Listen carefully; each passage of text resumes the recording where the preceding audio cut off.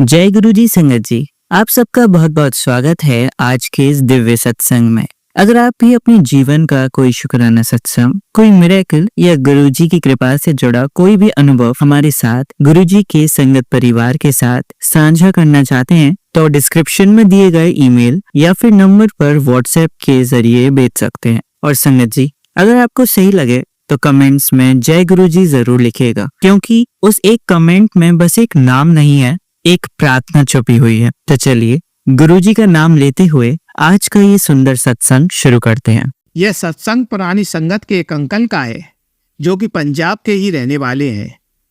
मैं गुरुजी के ग्राम डूंगरी का ही रहने वाला एक किसान हूँ। यह बात सन 1996 की है। मेरी बेटी के कान का पर्दा 12 साल से क्षतिग्रस्त था। उसे हर समय बुखार रहता था तथा गले में खराश रहती थी। कान से हमेशा पस बहता रहता था जिसमें काफ़ी बदबू आती थी। मेरे को बेटी की चिंता खाई जा रही थी कि इसका जीवन कैसे कटेगा। मैंने कई अच्छे शहरों में जाकर कई ईएनटी डॉक्टरों को बेटी को दिखाया, लेकिन सब अपनी अपनी बात कहते थे। फ़ायदा किसी डॉक्टर से नहीं हुआ। मैंने सारे हथकंडे आजमा कर देख लिए, लेकिन पैसे की बर्बादी के अलावा कुछ भी हाथ नहीं लगा। अब मैंने गुरुजी के पास जाने का निश्चय किया, जो उस समय पंचकुला में प्रवास करते थे। जब मैं अपनी बेटी को लेकर गुरुजी के पास पहुंचा तो गुरुजी ध्यान में बैठे हुए थे। एक सेवक ने मेरे आने के बारे में गुरुजी को बताया तो गुरुजी ने अगले हफ्ते आने को कहा। गुरुजी का उत्तर सुनकर मुझे बहुत ही निराशा हुई। खैर, मैंने अगले हफ्ते गुरुजी से मिलने का प्लान बना लिया। अगले हफ्ते जब मैं गुरुजी के पास पहुंचा तो गुरुजी ने मेरे आने का कारण पूछा। मैंने उन्हें अपनी बेटी का पूरा हाल बता दिया और उन्हें बताया कि पिछली बार जब मैं आया था तो मेरी बेटी मेरे साथ आई थी, लेकिन अब मेरी माली हालत बहुत खराब हो चुकी है। मैं बार बार टिकट का खर्चा बर्दाश्त नहीं कर पाता हूँ, इसलिए आज मैं अकेला ही आया हूँ। आज मेरे साथ वो नहीं आई है। गुरुजी ने पूछा कि बच्ची कौन सी क्लास में पढ़ रही है। मैंने गुरुजी को उत्तर दिया कि वह 8वीं कक्षा में पढ़ रही है। तभी गुरुजी जोर से मुस्कुराए और बोले, जा, तेरा कल्याण हो गया, जा ऐश कर। गुरुजी के वचनों से मुझे कोई प्रसन्नता नहीं हुई, क्योंकि मैं गुरुजी से पहली बार मिला था। उनके बारे में इतना नहीं जानता था। मुझे लगा शायद गुरुजी ने मेरी बात को गंभीरता से नहीं लिया। मैं उनके सामने खड़ा रहा। गुरुजी ने दोबारा मुझसे पूछा कि उनको कुछ और चाहिए क्या। मैंने गुरुजी को दोबारा बेटी के रोग के बारे में बताना शुरू कर दिया। तब गुरुजी ने मुझे संगत में बैठने को कहा तथा लंगर करवा के डूंगरी की आखिरी बस में बिठवा दिया। मैं अपने घर पहुंच गया। अगले दिन मैंने देखा कि बेटी की स्थिति में अब सुधार आना शुरू हो गया था। धीरे धीरे बेटी का कान बहना रुक गया, उसमें से पस निकलना भी बंद हो गया। करीब 1 महीने में वह बिल्कुल ठीक हो गई। कोई भी दवाई उसको नहीं दी गई। यह गुरुजी की ब्लेसिंग से ही सब हो रहा था। अब मेरे पूरे परिवार को गुरुजी पर विश्वास हो गया। हम लोग नियमित गुरुजी के दर्शन के लिए पंचकुला जाने लगे। धीरे धीरे समय बीतता गया। अब गुरुजी पंचकुला से दिल्ली शिफ्ट हो गए थे, अतः मैंने व बेटी ने दिल्ली आना शुरू कर दिया। एक दिन गुरुजी ने पत्नी व बेटे को भी लाने को कहा। मेरी आर्थिक स्थिति इतनी अच्छी नहीं थी कि मैं इतने लोगों को अपने साथ ला सकूं और उनका किराया वहन कर पाऊं। यह बात गुरुजी को बताने लायक नहीं थी। अगली बार भी पैसे की वजह से केवल अपनी बेटी को ही लेकर गुरुजी के पास आया। इस बार गुरुजी ने दोबारा पत्नी और बेटे के बारे में पूछा तो मैंने कोई बहाना बना दिया। गुरुजी ने मुझे अंतिम चेतावनी दी कि पत्नी व पुत्र को अब की बार जरूर लेकर आना। अगली बार पत्नी व पुत्र दोनों संगत में आए तो गुरुजी ने पत्नी से उसके रोग के बारे में पूछा तो पत्नी ने बताया कि गुरुजी, मेरी पीठ में अक्सर दर्द रहता है, जिसका मूल कारण रीढ़ की हड्डी में समस्या है। मैंने कई डॉक्टरों से इसका इलाज करवाया, लेकिन कोई फायदा नहीं हुआ। कुछ डॉक्टरों ने यहाँ तक कह दिया कि इस चीज का कोई उपचार नहीं है। यह बात सुनकर गुरुजी बहुत जोर से हंसे और बोले कि इसका मूल कारण मेंटल डिस्टर्बेंस है। तुमको मेंटली परेशानी है। जब तुम अपनी बेटी की शादी कर दोगी तो यह समस्या अपने आप ठीक हो जाएगी। बेटी का विवाह करने के बाद तुम्हारी यह वेदना भी समाप्त हो जाएगी। गुरुजी ने हम लोगों को सप्ताह में 2 दिन आने को बोला। हम नियमित गुरुजी के दर्शन के लिए दिल्ली जाते रहे। पत्नी की पीड़ा धीरे धीरे समाप्त होती गई। अब उन्हें किसी प्रकार का दर्द नहीं था। गुरुजी अपने सभी अनुयायियों से बच्चों की तरह प्रेम करते हैं, सबका ध्यान भी रखते हैं, और जो व्यक्ति संगत के संपर्क में है, चाहे वह उनके दर्शन कर पाए या नहीं, उन सब का कल्याण गुरुजी द्वारा होता है। अब मैं दिल्ली महीने में 1 बार जाता था। एक बार गुरुजी ने 2 सज्जनों से मेरा परिचय करवाया। अचानक गुरुजी मेरे पिताजी के बारे में पूछने लगे। मेरे पिताजी की उम्र उस समय करीबन 85 साल के आसपास थी। इतनी उम्र में भी उनकी दृष्टि बिल्कुल सामान्य थी, दांत भी बिल्कुल ठीक थे। बस उनके घुटनों में दर्द रहता था, जिसकी वजह से वो चलने फिरने में बहुत परेशान होती थी और उनको अपने सारे कार्य के लिए किसी का सहारा लेना पड़ता था। तब गुरुजी ने मुझे आश्वासन दिया कि वह चिंता ना करें, मैं आपके पिताजी की बीमारी पूर्ण रूप से ठीक कर दूंगा। जब मैं गुरुजी के पास से विदा ले रहा था तो गुरुजी ने मुझे एक फूलों की माला दी और कहा कि यह माला मेरे एक भक्त ने मुझे पहनाई थी। इस माला को तुम अपने घर लेकर जाओ और पिताजी के नहाने वाले जल में इस माला को डाल देना तथा उसके जल से ही पिताजी को स्नान करने के लिए बोलना। जब वे स्नान कर लें तो इस माला को उस जल में से निकालकर किसी नदी में विसर्जित कर देना।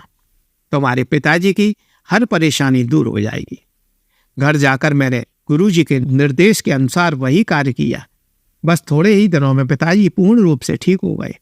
सच मानिए संगत जी, गुरुजी ने मेरे परिवार पर कितने उपकार किए थे कि मैं अपने पूरे जन्म में इन उपकारों का बदला नहीं चुका सकता था।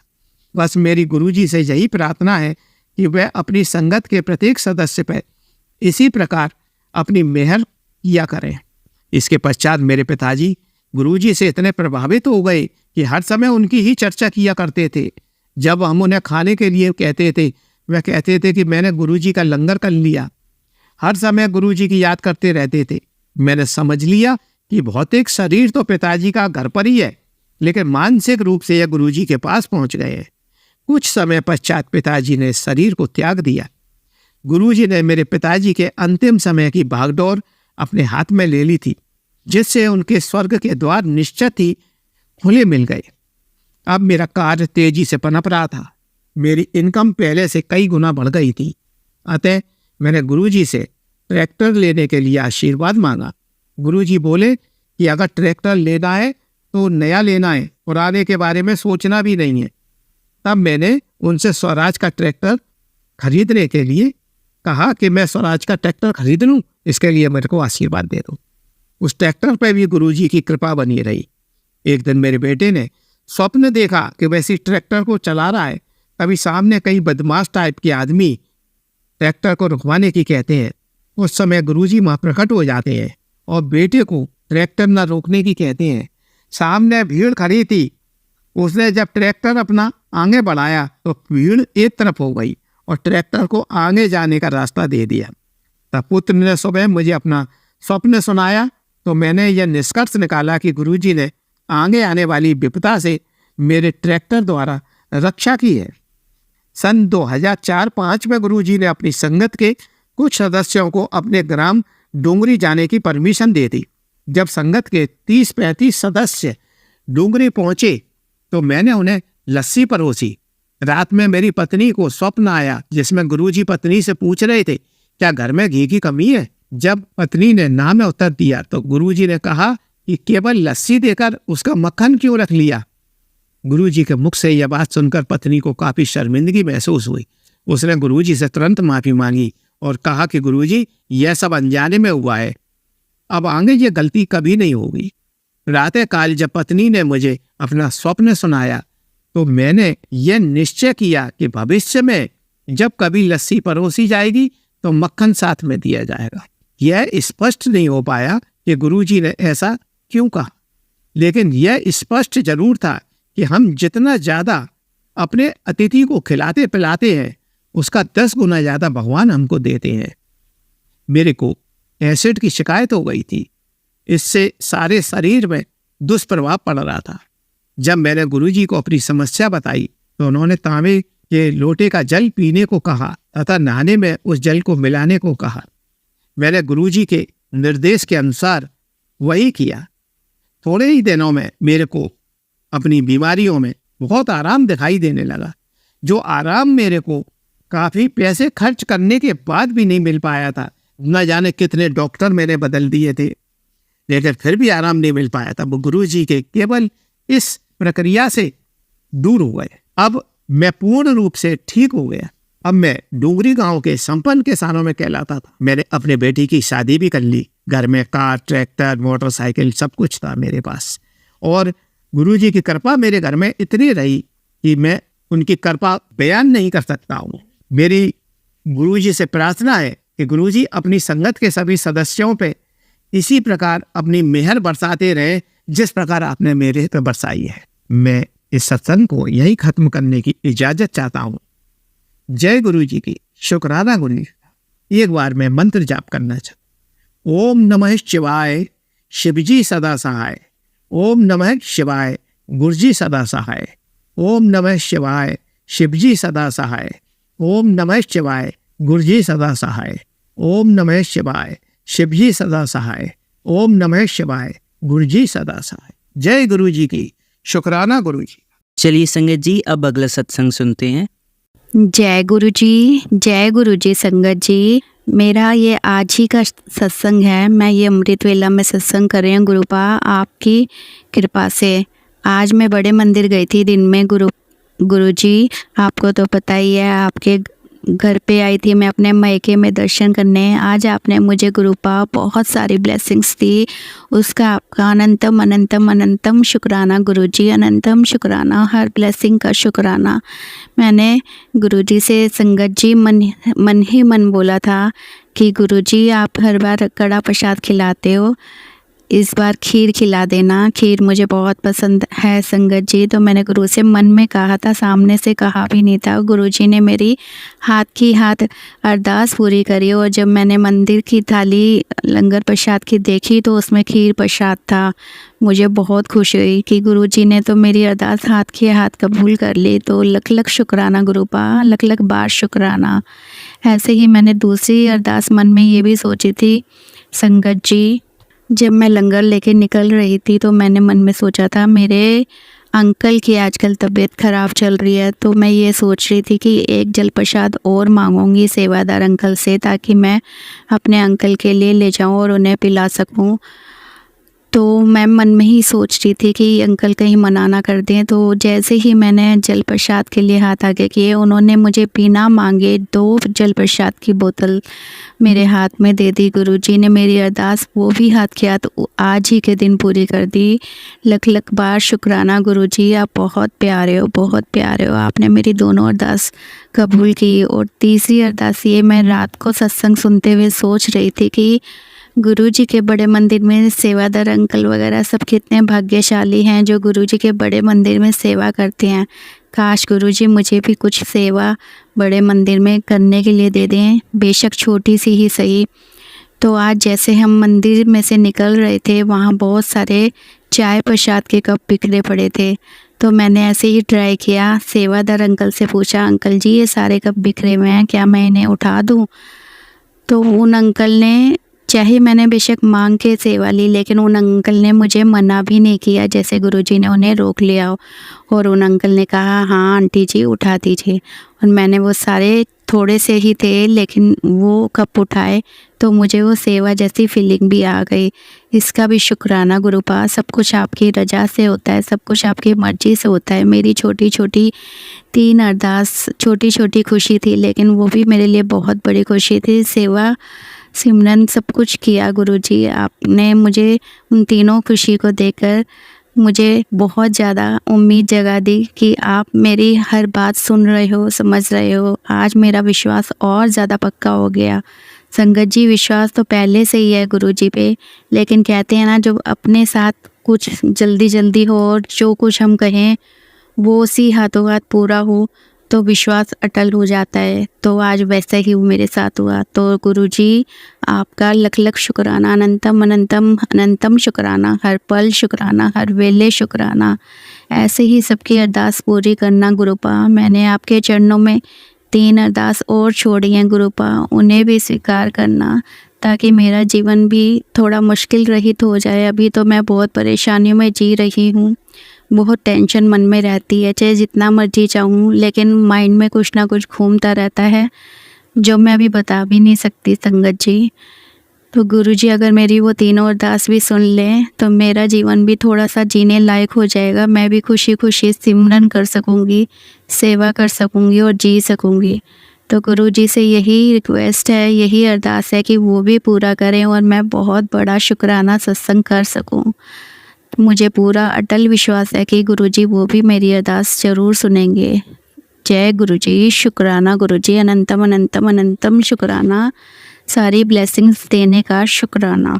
जय गुरुजी, जय गुरुजी, जय गुरुजी। सरबत्ता भला करना गुरुजी, सरबत्ता भला। रोटी कपड़ा और मकान सबको देना गुरुपा। ये 3 ज़रूरी चीज़ें हैं जो सबको मिलनी चाहिए। रोटी कपड़ा और मकान, 2 वक्त की रोटी सबको देना गुरुपा, कोई भूखा ना सोए। आपके चरणों में सबसे बड़ी अरदास यही है कि रोटी कपड़ा मकान सबको देना, कोई अपने घर में भूखा ना सोए, कोई रोटी को ना तरसे, कोई किसी के मोहताज ना रहे गुरुपा। जय गुरुजी, शुक्राना गुरुजी। मैं अब अपने सत्संग को यही विराम देती हूँ क्योंकि मुझे अगले सत्संग की तैयारी करनी है गुरुजी के वडियाई के लिए। गुरुजी आज्ञा दो। जय गुरुजी, शुक्राना गुरुजी, आपके चरणों में मेरा कोटि कोटि प्रणाम। जय Guruji, love you Guruji, love you, I love you. मेरे अंकल और मेरी बेटी को भी अपनी संगत बना लो। अंकल तो थोड़ा थोड़ा मानते हैं लेकिन बेटी आंटी के थोड़े से इफ एंड बट्स हैं गुरुजी, उन्हें भी दूर करो। मुझे पूरा विश्वास है मेरा पूरा परिवार आपकी संगत होगा। जय गुरुजी, शुक्राना गुरुजी, अनंतम शुक्राना, हर पल का शुक्राना, हर वेले शुक्राना, शुक्राना ही शुक्राना गुरुपा, शुक्राना ही शुक्राना। जय गुरुजी, जय गुरुजी, जय गुरुजी। चलिए संगत जी, अब अगला सत्संग सुनते हैं। जय गुरु जी। सारे संगत जी को जय गुरु जी। सबसे पहले मैं गुरु जी के मंत्र से शुरुआत करूंगा। ओम नमः शिवाय, शिव जी सदा सहाय। ओम नमः शिवाय, गुरु जी सदा सहाय। संगत जी, ये मेरा पहला शुक्राना सत्संग है। गुरु जी की कृपा से मैं अपना सत्संग प्यारी संगत जी से शेयर करना चाहता हूँ। अगर मेरे से कुछ भी अनजाने में गलत निकल जाए तो संगत जी मुझे माफ करना है। मैं अक्सर सत्संग में सुनता हूँ कि गुरु जी ने हमें तितली रूप में दर्शन दिए और अलग अलग रूप में दर्शन देके हमें ब्लेस किया, हमें दर्शन दिए, हमें ब्लेस किया।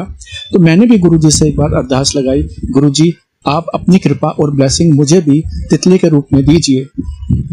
संगत जी, आप मानेंगे और आपको मानना ही पड़ेगा कि उसके अगले दिन जब मैं अपने घर के पास वाले मंदिर से घर वापस आ रहा था तो मैंने देखा कि एक प्यारी सी येलो कलर की तितली के रूप में गुरुजी ने मुझे दर्शन दिए और ब्लेस किया। मैं गुरुजी से यही अरदास करूंगा, गुरुजी अपनी सारी प्यारी संगत जी को ब्लेस करें, उन पर कृपा बरसाएं, सबके कष्ट दूर करें। जय गुरु जी, शुक्राना गुरु जी, सब पर कृपा करो गुरु जी, सब पर कृपा करो। जय गुरु जी, जय गुरु जी, जय गुरु जी। ओम नमः शिवाय, शिव जी सदा सहाय। ओम नमः शिवाय, गुरु जी सदा सहाय। शुक्राना गुरु जी, सारी संगत जी पर कृपा करो, कृपा करो, कृपा करो। चलिए संगत जी, अब अगला सत्संग सुनते हैं। जय गुरु जी को प्रणाम, सारी संगत को जय गुरु जी। गुरु जी की आज्ञा से मैं एक सत्संग शेयर कर रही हूँ। मैं अभी शाम को सत्संग सुन रही थी, वो जो छोटे छोटे आते हैं, तो सत्संग सुनते सुनते गुरु जी मुझे एक सत्संग बार बार याद दिला रहे थे। अपना ड्रीम दर्शन जो अभी इसी साल मुझे 30 मई 2024 को हुआ था। मेरा ड्रीम दर्शन गुरु जी ने अमृत वेले में दिया था। वो ऐसा था कि मैं और मेरे साथ 2 और संगत हम लोग एक आंटी के घर सत्संग की सेवा करने गए हैं। वो आंटी पहली बार अपने घर सत्संग करा रही है और हम सेवा करने गए। मोस्टली मैं अपने घर में या तो आसपास के जब भी सत्संग होते हैं तो वहाँ किचन की सेवा मोस्टली करती हूँ, अपना जो हमारा ग्रुप का नाम है उसमें। और जो 2 संगत है वो हमने से एक रंगोली एक चोले की सेवा, गुरु जी के चोले की सेवा करते थे। तो वो दोनों और साथ में वो रंगोली की भी करते थे, चोले की भी करते। तो वो दोनों अपनी सेवा में लगी थी, गुरुजी का चोला रंगोली में, और मैं किचन में ना होके मैंने देखा कि मैं उनके किसी बेडरूम में नीचे कारपेट बिछा। तो जैसे मैंने कि भाई, और वो जो आंटी थी वो अपना किचन में काम कर रही थी जिनकी घर सत्संग था। तो जैसे ही मैं कारपेट बिछा के उठती हूँ तो मैं देखती हूँ कि भाई आस पड़ोस के लोग आना शुरू हो जाते हैं, उनके रिश्तेदार आना शुरू हो जाते हैं। बस इतना। इसके बाद गुरुजी मुझे यही दिखाते हैं कि कड़े प्रसाद का भोग लग गया, मेन लंगर गुरुजी के मेन भोग की तैयारी हो रही थी कि अचानक से सब शोर बातें करने लगे।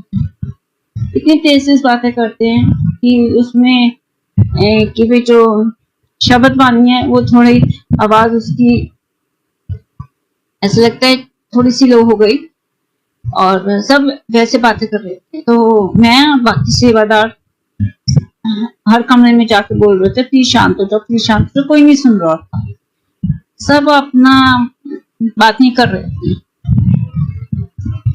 तो अचानक से मैं जहाँ गुरुजी की गद्दी होती है, गुरुजी की गद्दी के पास जाके बोलती हूँ गुरुजी कि भाई देखो सब बातें कर रहे हैं, अचानक से ऐसा क्या हो गया? अभी तो सब भी शांत थे और एकदम से ऐसे क्यों बातें करने लगे हैं सारे? ऐसा क्या है यहाँ? तो फिर मैं गुरुजी को कहते गुरुजी सत्संग है, कोई मजाक नहीं है कि भाई यहाँ पे हर कोई बात कर रहा है, सुन ही नहीं रहा हमारी। जबकि मेरे साथ जो एक सेवादार आंटी आई थी उनकी आवाज काफी वो है, भारी है। वो एक बार में बोलती है तो फिर सब शांत हो जाते हैं। जब उन्होंने भी बोला तो कोई शांत नहीं हो रहा था। मैंने तब गुरुजी से अरदास करी, मैं कहा गुरुजी देखो कोई शांत नहीं हो रहा, फिर सत्संग चल रहा है। गुरुजी की जहाँ गद्दी लगी थी उसी के साथ जोत वाली टेबल के साथ ही एक दरवाजा जा रहा था अंदर बेडरूम की तरफ। मैं जैसे उस बेडरूम में घुसती हूँ लोगों को शांत कराने के लिए, बिल्कुल बेडरूम में इस दरवाजे के थोड़ी दूर पे ही दीवार पे गुरुजी के वाइट चोले वाला स्वरूप वहां पे होता है। और जैसे मैं गुरुजी की तरफ देखती हूँ कि भाई उनको इशारे में बोल रहे थे कि भाई ऐसे मन ही मन बोल रही हूँ कि कोई शांत नहीं हो रहा। गुरुजी मेरे को आंख मारते हैं और स्माइल करते हैं। मैं एकदम से घबरा जाती हूँ, डर जाती हूँ। मैं कहीं सब मुझे कहीं मेरा बहन तो नहीं है। मैं एकदम से कमरे से बाहर आ जाती हूँ और कमरे से बाहर आके जोत के पास नीचे बैठ जाती हूँ और गुरुजी को अरदास कर रही थी कि गुरुजी प्लीज आप सबको शांत कराओ कि भाई सत्संग चल रहा है, मजाक नहीं है, आप जानते हो सब कुछ। अचानक से मैं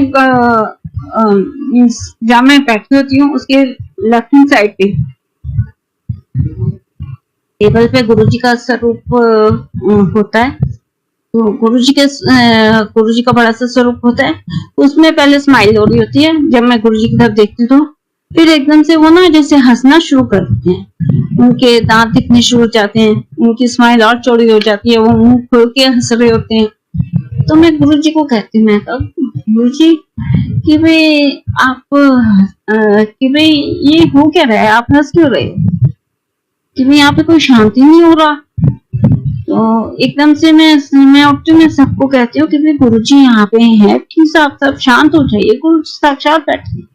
तो कोई नहीं मानता क्योंकि सिर्फ मुझे गुरुजी नजर आ रहे थे, दोनों स्वरूप में मुझे नजर आया और बाकी सेवादारों को भी नहीं नजर। तो जब कोई शांत नहीं हो रहा था और मैं एकदम से चीखती हूँ, नाउ सत्संग इज ओवर। ये सत्संग मीन्स ये बोलते ही मैं रूम से बाहर चली जाती हूँ। और जैसे मैं रूम से बाहर क्या, मैं घर से बाहर चली जाती हूँ। तो जैसे घर के दरवाजे के बाहर मेरे लेफ्ट हैंड साइड पे एक वो बनी होती है कि बैठने की जगह बनी होती है, चबूतरा सा, मार्बल या ग्रेनाइट का चबूतरा होता है, और मैं उस पे जाके बैठ जाती हूँ। तेज धूप हो रही होती है बट तब भी मैं बैठ जाती हूँ और मैं रो रही हूँ, सिर नीचे करती मैं रो रही होती हूँ कि भाई मैंने ये क्या बोल दिया, कि भाई वो तो गुरुजी का सत्संग है, मैं कौन होती बोलने वाली कि भाई सत्संग इज ओवर, ये है वो है। मैं अपने आप को बड़ा फील कर रही होती हूँ कि अचानक से मैं देखती हूँ मेरे राइट हैंड साइड पे कोई खड़ा है बाइक। तो मैं जैसे ही टीवी सिर ऊपर करती हूँ, आंखों में आंसू लेके देखते हो गुरुजी खड़े हैं बाइक चोले में और मेरे को मेरे सिर के ऊपर हाथ रखते हैं, मुझे ब्लेसिंग दे रहे। उसके बाद मेरा ड्रीम ब्रेक हो जाता है। तो संगत जी, आप बिलीव नहीं करोगे, एक हफ्ते के अंदर ही अंदर मीन्स मेरे मोबाइल में एक ग्रुप है गुरुजी का, आप यकीन नहीं करोगे उसके अंदर सेम सत्संग आया। उनकी सिर्फ एंडिंग अलग थी कि उनके भी वहां पे काफी शोर हो रहा था और आंटी ने भी तेज आवाज में बोला नाउ द सत्संग इज ओवर। और उसके बाद वो सबको कहते कि भाई आप जाओ यहाँ से, और वो चल जाते। तो फिर थोड़ी देर में गुरुजी कुछ संगत को लेके आ जाते हैं और फिर उनके वहां फिर मंत्र जाप आरती होती है, लंगर प्रसाद होता है, तब होता है वहां। और गुरुजी वो आंटी के साथ डिसिप्लिन की बातें समझा रहे होते हैं और भी कई बातें कर रहे होते हैं जो आंटी को याद है। मैं हैरान हो जाती हूँ, मैं कहा ये सत्संग, मैं कहा सेम मेरे को भी दर्शन। तो जिन्होंने वो सत्संग शेयर किया होता है तो वो मेरी कजन है, तो मैं अपनी कजन सिस्टर को बोलती हूँ, मैं कहा जरा कि भाई ये सत्संग कहाँ से आया? कहती है दूसरे ग्रुप में आया था, मुझे अच्छा लगा, मैंने फॉरवर्ड कर दिया इस ग्रुप में। मैं कहा अच्छा, मैं कहा जरा उन आंटी से पूछ कि भाई सत्संग उनका है या फॉरवर्डेड है? तो क्या करूँ उनका, तो फिर मैं बात करूँ फॉरवर्डेड है तो फिर मैं बात करूँ। तो भाई मेरी सिस्टर ने उनको 2 बार फोन मिलाया बट उन्होंने कॉल पिक नहीं किया। फिर अगले दिन मैंने उनको फोन मिलाया तो उन्होंने भी कॉल पिक नहीं किया। और फिर मैंने मैसेज किया, फिर उनका कॉल बैक आया। तो मैं कहा आंटी ये सत्संग आपका है क्योंकि आपके नाम से है? तो कहती नहीं, ये मेरी फ्रेंड का है, उसको गुरुजी ने ड्रीम दर्शन में ये दिखाया है। मैं कहा आंटी सेम मेरे को ड्रीम दर्शन आया, 1 वीक के अंदर अंदर ये बात हुई थी। मैं कहा गुरुजी ने मेरे को सेम ड्रीम दर्शन दिखाया। कहती हाँ उनको भी ये दिखाया। कहती अच्छा ये तो बहुत अच्छी बात हुई कि आपको भी ड्रीम दर्शन आया, उनको भी सेम। मैं कहा हाँ जी आंटी बिल्कुल सिर्फ एंडिंग का ही फर्क है और कुछ नहीं। कहते अच्छा आप अपना सत्संग शेयर करो मेरे साथ। मैं कहा ठीक है, मैंने उनको फॉरवर्ड कर दिया। आप यकीन नहीं करोगे संगत जी, गुरुजी के अलावा और कौन कर सकता है? उनको डिसिप्लिन इतना पसंद है सत्संग में, क्योंकि आजकल सुनने में आ रहा है कि आजकल सत्संग में डिसिप्लिन नहीं रहता। तो गुरुजी ने ड्रीम दर्शन में हमें ये समझाया कि डिसिप्लिन होना बहुत जरूरी है इन बिटवीन सत्संग। मैं खुद हैरान थी कि जब गुरुजी ने कि भाई दिखाया कि भाई वो सेम सत्संग में मेरे कि भाई मेरे सामने लेके आए, तो मैं हैरान थी संगत जी कि गुरु जी के अलावा कोई नहीं कर सकता। गुरु जी की महिमा क्या बखान करे। गुरु जी इतने अच्छे हैं, वो सिर्फ एक इंसान का नहीं, पूरे ब्रह्मांड में जितने भी जीव हैं, पूरे ब्रह्मांड में जितने भी जीव हैं, जितने भी जैसे हमारी धरती है वैसे जितने भी प्लैनेट्स हैं, जितने भी नक्षत्र हैं, उन सब में जितने भी जीव हैं, उन सब का ध्यान गुरुजी रखते हैं। कब किसको क्या चाहिए, किसको क्या करना क्या नहीं। मैं हैरान होती हूँ कि हम सामने वाले की मंशा कभी कभार गलत भाप लेते हैं और गुरुजी को हर के बारे में सब कुछ पता होता है। वो पूरे ब्रह्मांड के मालिक हैं, इतना उनको सबके बारे में ऐसे पता चल जाता है कि पूछो मत। उनको सत्संग में डिसिप्लिन बहुत पसंद है कि जितना हम शांति से बैठ के शब्द सुने, हमें उन शब्दों में खुद के आंसर्स मिलते हैं। सॉरी संगत जी, उन शब्दों में हमें खुद के आंसर्स मिलते हैं। गुरुजी को हमेशा पसंद था कि वे चुपचाप बैठ के सिर्फ शब्द सुनो और कुछ नहीं, और डिसिप्लिन में रहो। जैसे सेवादार बोले वैसे करो, जैसा वो चाहते हैं वैसा ही। तो गुरुजी ने यही समझाया हमें डिसिप्लिन के बारे में, क्योंकि मेरे यहाँ जब मेरी सिस्टर जब सत्संग कराती है तो बहुत डिसिप्लिन में कराती है, तो इस वजह से तो मैं एक और छोटा सत्संग शेयर करना चाहूंगी कि अभी क्या हुआ कि कुछ दिनों से मैं बहुत परेशान चल रही थी पीछे। वैसे तो मेरी पर्सनल लाइफ में बहुत ज्यादा परेशानियां चल रही थी, बट अभी पीछे ना मेरी सिस्टर के साथ बहुत कुछ बात हो गई। मेरी सिस्टर और एक संगत के साथ बहुत कुछ बात हो गई और मैं काफी परेशान चल रही थी, क्योंकि मुझे पता था मैं गलत नहीं हूँ। मैं गुरुजी कह रही थी, गुरुजी मैं गलत नहीं हूँ, आप जानते हो। और मेरी सिस्टर बहुत गलत कर रही थी, तो तब मैंने बोला मेरे साथ, तो फिर मैंने उनको बोला, मैं कहा देखो आप जानते हो कि कौन गलत कौन सही। और नेक्स्ट चीज, मैं उस दिन काफी परेशान रही। और जिस दिन तो फिर उस दिन हमने सत्संग में जाना था शाम। दोपहर को मेरे पास गुरुजी का मैसेज आया कि तूने सिर्फ शब्द सुनने हैं, मेरे से कोई बात नहीं करनी है। मैं कहा ठीक है गुरुजी, मैं सिर्फ शब्द सुन। मैं कही मैं सत्संग में सिर्फ शब्द सुना। मेरा बहुत मूड अपसेट था, लिटरली रो रही थी। और उसके बाद जैसे मैं घर आई, तो घर आके रात को सोने से पहले मैंने गुरुजी को बोला, गुरुजी अब तो इम्तिहान लेने बंद कर दे, मैंने बहुत इम्तिहान दे दिए, अब मेरे से और इम्तिहान नहीं दिए जाए, प्लीज आप इम्तिहान लेना बंद कर। अब क्योंकि मैं बहुत ज्यादा दुखी हूँ, आप सबको जानते हैं इस बारे में। मैंने ऐसे गुरुजी को बोल के मैं सो गई। संगत जी आप यकीन नहीं करोगे, सुबह जब मैं उठी और थोड़ी देर बाद जब मैंने मोबाइल पे फेसबुक खोला कि गुरुजी का मैसेज पढ़ने के लिए, गुरुजी के 2-3 पोस्ट के बाद जो मेरे पेज पे आ रहे थे, 2-3 पोस्ट के बाद सीधा गुरुजी का ये मैसेज आया, हम तेरे इम्तिहान दे दिन गए, तूने बड़े अच्छे तूने सारे इम्तिहान पास कर लिए, हम तो इम्तिहान नहीं दे, तेरे इम्तिहान खत्म। मैं हैरान संगत जी कि गुरुजी ने, मैंने रात को गुरुजी को अरदास करी और सुबह गुरुजी का ये मैसेज आ गया। आई वाज शॉक संगत जी, ये सिर्फ हमारे गुरुजी के अलावा कोई नहीं कर सकता, क्योंकि वही जान है, वही सब कुछ जानते हैं हमें कब क्या चाहिए क्या नहीं, हमारे साथ हमें कब क्या करना है क्या नहीं करना, वो सब कुछ जानते। हमारे गुरुजी के अलावा हमारा कोई कुछ नहीं कर सकता। अगर हमें गुरुजी पे विश्वास है, मुझे पता है कोई हमारा बुरा नहीं कर सकता। गुरुजी अपने आप उसे देते हैं, हमें बस चुपचाप अपने कर्म करने हैं, वो भी अच्छे बात। बाकी गुरुजी की माया गुरुजी जानते हैं, वो हर एक का इतना ध्यान रखते हैं, उनकी महिमा क्या का हम कोई गुणगान ही नहीं कर सकते। कभी कभार तो शब्द भी कम पड़ जाते हैं उनकी महिमा का गुणगान करने। गुरुजी इतना हमारे साथ इतना अच्छा करते हैं, इतना अच्छा करते हैं, पल पल की खबर उन्हें हमारी होती है, कब हमें क्या चाहिए, अच्छा हमारे लिए कब क्या अच्छा है क्या नहीं, सब गुरुजी को पता होता है।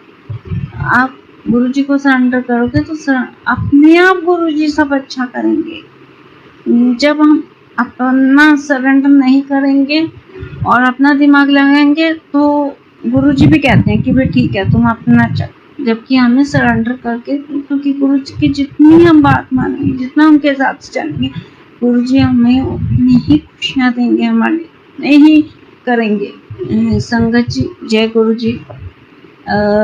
मुझसे कोई गलती हो गई हो गुरुजी और संगत जी, आप सबसे माफी, हाथ जोड़ के माफी मांगती हूँ, क्षमा चाहती हूँ। अगर कोई गलती हो गई है इस सत्संग में तो आप मुझे माफ करें। जय गुरुजी, शुक्राना गुरुजी, ये सब कुछ आपकी बदौलत है गुरुजी, आप ही मेरे को ब्लेस कर रहे हो, आप ही मेरे को इतनी लाइट दे रहे हो, आप ही का सब कुछ है, सब कुछ आपकी बदौलत है मेरी जिंदगी में। आपके बिना मैं कुछ भी नहीं, आप ही मेरे माँ बाप, मेरे भाई बहन, सब कुछ आप ही हो मेरे। शुक्राना शुक्राना शुक्राना गुरुजी, जय गुरुजी। चलिए अब मंत्र जाप करते हैं। ओम नमः शिवाय शिवजी सदा सहाय। ओम नमः शिवाय गुरुजी सदा सहाय। ओम नमः शिवाय शिवजी सदा सहाय। ओम नमः शिवाय गुरुजी सदा सहाय। ओम नमः शिवाय शिवजी सदा सहाय। ओम नमः शिवाय गुरुजी सदा सहाय। धन्यवाद संगत जी, आपका दिन बहुत ही मंगलमय जाए। जय गुरुजी, शुक्राना गुरुजी।